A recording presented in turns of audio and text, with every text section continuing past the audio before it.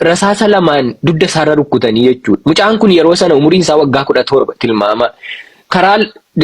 Karaa duuba isaa rasaasa lamaanii dugda isaarra rukkutanii achi gaafa rukkutamu immoo waan akka dallaa sanarraa in kufee waan akka simmintoo bilookeettii wayii irratti kufee udduudhaan. Gaafa kufuu bilookeettiin suni lafee udduu isaatii cabsee keessa galchee jechuudha. Rasaasa sanaan isa dhahameen qixxeetti bakka inni itti kufe dhagaan irratti kufe suni lafee as karaa tafasaa kana lafee isaa cabsee keessa galee waan ta'eef rasaasa dugdatti baatu caalaa wanti obsaa gidirsee wanti obsaa namummaa baase bakka inni itti kufee lafeen tafasaa kun cabeedha jechuudha. So yeroo sana hospitaala Harar geessanii achi hin dandeenyu gara Finfinnee geessaa jennaan Finfinnee fidanii Yekkaatita 12 hospitaalii kan jedhamutu jira. Achi fidanii akkuma achi galeeni namni wayii Facebook irratti poostii godhe.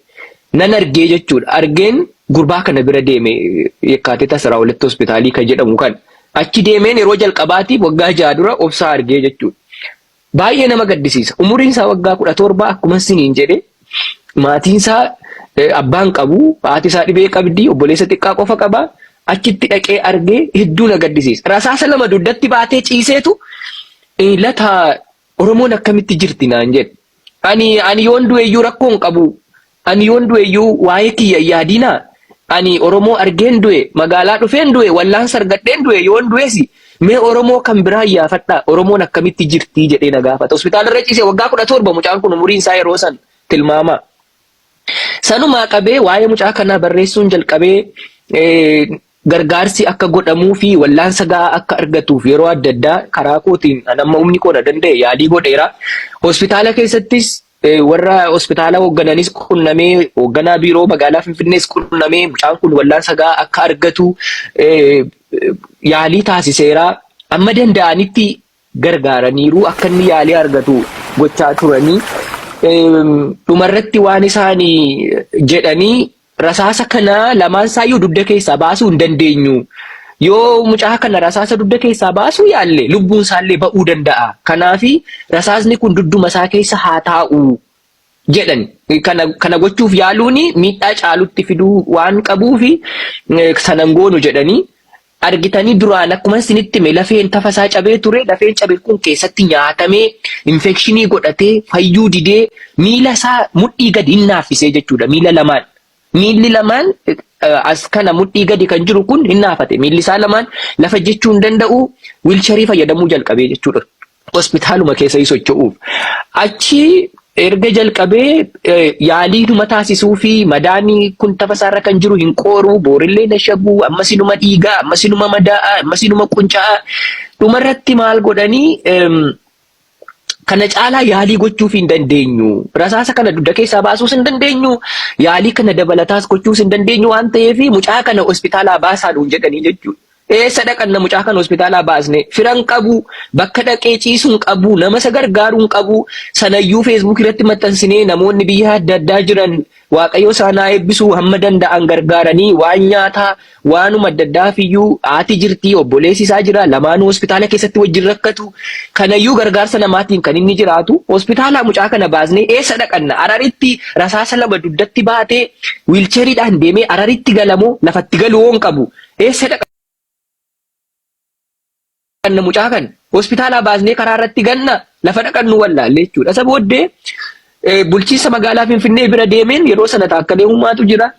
Piliis mucaan akkasii Oromummaa isaaf jedhee hospitaala keessatti kan rakkatutu jira.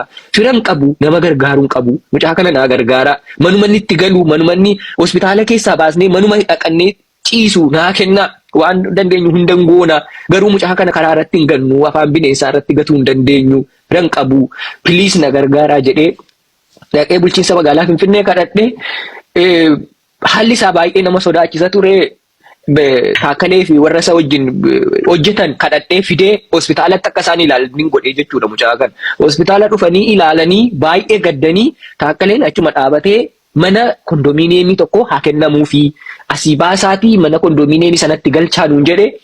Yeroo sana kunoo mana kondominiyeemii kana sinii kennine nuun jedhanii mana kondominiyeemii sana fudhannee Maammituu Makuraa haadha mana nyaataa Kakuu Maammee Waaqayyo ishee eebbisu hojii gaarii isheen gootee fi isheen immoo mi'a manaa waan ittiin jiraatan mana qullaatti dhaqattee dhukkubsataa rasaasa lama duddatti baatee wiilcheeriin deemu gatuu hin dandeessu waan inni irra ciisuun barbaachisaa waan nyaataan barbaachisaa kana hundammoo isheen na gargaartee obsaa hospitaalaa baasnee kondominiyeemii sanatti dhaqannee galchinee jechuudha. Erga dhaqannee galchinee mucaan kana keessa taa'ee amileen ni qabu waan inni haasa'u yeroo isa bira dhaqu gaddaan dhaqa gaaruu gaafan isa biraa deemu baay'ee gammadaan deemu waan inni haasa'u amileen ni qabu. Nama rasaasa duddatti baatu miti nama guyyaa tokko mataan dhukkubee beekuun fakkaatu guyyattiin kun hin dabartii jedha Oromoof hin dabartii jedha Oromoon gabrummaatti naftuu jedha rakkina kana keessatti anillee hin hafu Oromoon illee rakkina kana keessatti naftuu jedha isani gaddaa deemu na jabeessee na gadhiisa anaanii jechuudha nama isa wajjin haasa'u warri kan biraan warri dhaqxanii isa wajjin haasoftan yoo as keessa jiraattan obsaa abbiisaa ati isaa gadditaa inni garuu waan inni haasa'u akkaataan itti yaadu akkaataan itti waa ilaalu baay'ee nama saalfachiisa gaddaa dhaqxeeti jabaattee biraa deemta jechuudha mucaa milee kana qabutu hin dadhabee dhumarratti hin dadhabee dhukkubni itti hammaatee madaansaa qooduu didee manatti galee waallee ani kadhaadhaan hin jiraadhu bara baraan Oromoo na gargaaraa jechaa hin jiraadhu suuqii wayii banadheeni saamunaa bitaa gurguraallee mataa kiyya of danda'ee jiraadha Oromoon ba'aa baay'ee qaba Oromoon rakkoo baay'ee qaba namna caalaa rakkatu baay'eetu gargaarsa barbaada an Oromootti ba'aa ta'uu hin barbaadu jedhee saamunaa bitee koshooroo bitee gurguree jiraachaa ture mucaan kun magaalaa Finfinnee keessa rasaasa lama duddatti baatee wiilcheriidhaan otuu deemu ani Oromoo irratti ba'aa ta'uu hin barbaadu Oromoon ba'aa baay'ee qabdi naan jedhe. Kana godhee garuu dhumarratti hin dadhabe dhukkubni itti hammaatee madaansaa qooruu didee miilli kan naafate itti hammaatee dhumarratti hospitaalatti deebi'ee hospitaala ciibsanii miila tokko bakkuma biqiletti irraa muranii jechuudha. Irraa muranii innis fooyya'uu hin dandeenye madaansaa qooruu hin dandeenye kan caalu tortoree warri suura isaa argitan amma Mubaarik waan inni karaa waatsaappii kottaa ilaalaa isiniin jedhu achiin dhaqaa ilaalaa piliis anamma waan inni asitti haasa'u caalaa mee dhaqaa mucaan kun waan inni fakkaatu akka inni walakkaatu jira jechuudha mucaan kun amma qaamni isaa walakkaan hin jiru walakkaa qofatu jira jechuudha. Walakkaa nama walakkaatu jira amma mucaan kun. Dhaqaa ilaalaa ijuma keessaniin dhaqaa ilaalaa waan ani dubbadhu caalaa namummaa keessan akkasiin jibbitan Oromummaa keessan akkasiin jibbitan simbola mucaa kana gaafa ilaaltan jechuudha. Lafumarra jiraachuun maaliif barbaachisaa gaaffii jedhu akkasiin of gaafattan simbola. So akkana ta'ee akkanatti osoo rakkachaa jiru hospitaalatti deddeebi'aa madaaniin qooruu booree akkuma isiniin jedhina shabbuu qoricha kennu aftaanis hin dhiigaa. Erga miila irraa muranii baay'ee itti ulfaate wiilcheriidhaan deemuu hin danda'u taa'uu hin danda'u mana fincaanii dhaquu hin danda'u kana hundumaa keessatti osoo rakkachaa jiru bulchiinsi magaalaa Finfinnee warri booda dhufan ba'i mana kana keessaa yookaan kirayii kaffali malee manni tola kennamu hin jiru jedhani gurbaadhaan. Jalqaba isinitti meeraa manni tola nuu kenname kanatti galchuu dandeessu baastanii jedhamee kaffaltii tokko nuun gaafanne kirayii kaffaltu nuun hin jenne asitti galchaa jedhanii mucaa hospitaalaa baasnee achitti galchine boodarra warri dhufan garuu manni tola kennamu hin jiru.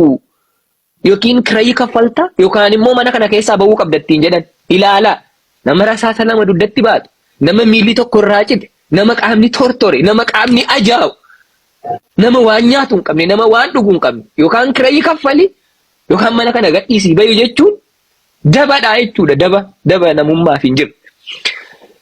Ani erganii biyyaa deemee waggaa 2 walakkaa ta'eera.